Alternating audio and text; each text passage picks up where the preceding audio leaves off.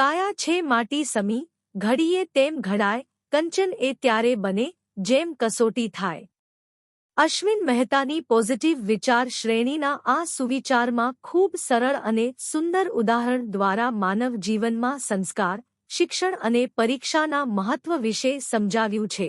માણસ શરૂઆતમાં માટી જેવો કાચો હોય છે। માટી જ્યારે કુંભારના હાથમાં આવે છે ત્યારે તે જેમ ઈચ્છે તેમ તેને આકાર આપી શકે છે।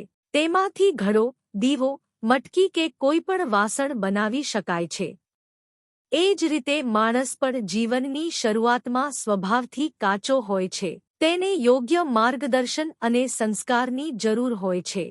માતા-પિતા, ગુરુ અને સમાજ મળીને માણસને સારા વિચારો, સારા સંસ્કાર અને સારા આચરણથી ઘડતા હોય છે। જો માટીને સાચી રીતે ઘડવામાં આવે તો તે સુંદર અને ઉપયોગી વાસણ બને છે।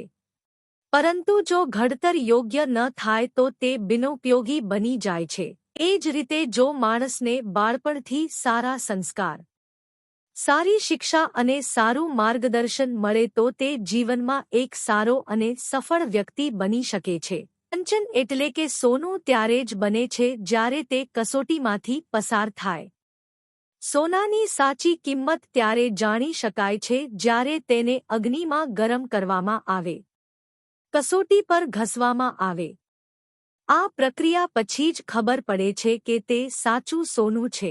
એ જ રીતે માણસનું સાચું મૂલ્ય પણ ત્યારે જ જાણવા મળે છે જ્યારે તે જીવનની મુશ્કેલીઓ અને પરીક્ષાઓનો સામનો કરે છે, અનુભવ આપે છે। જીવનમાં આવતી મુશ્કેલીઓ અને પડકારો માણસને મજબૂત બનાવે છે અને તેના સ્વભાવને વધુ ઉત્તમ બનાવે છે। જેમ સોનું આગમાં તપીને વધુ ચમકે છે, તે જ રીતે માણસ પણ મુશ્કેલીઓમાંથી પસાર થઈને વધુ મહાન બને છે। માણસનું ઘડતર બાળપણથી જ શરૂ થાય છે। સારા સંસ્કાર અને શિક્ષણ જીવનને સુંદર બનાવે છે। મુશ્કેલીઓથી ડરવું નહીં, કારણ કે તે આપણને વધુ મજબૂત બનાવે છે। માણસ શરૂઆતમાં માટી જેવો કાચો હોય છે અને સંસ્કારોથી ઘડાય છે, પરંતુ જીવનની કસોટીઓમાંથી પસાર થયા પછી જ તે કંચન સમાન તેજસ્વી અને મહાન બને છે।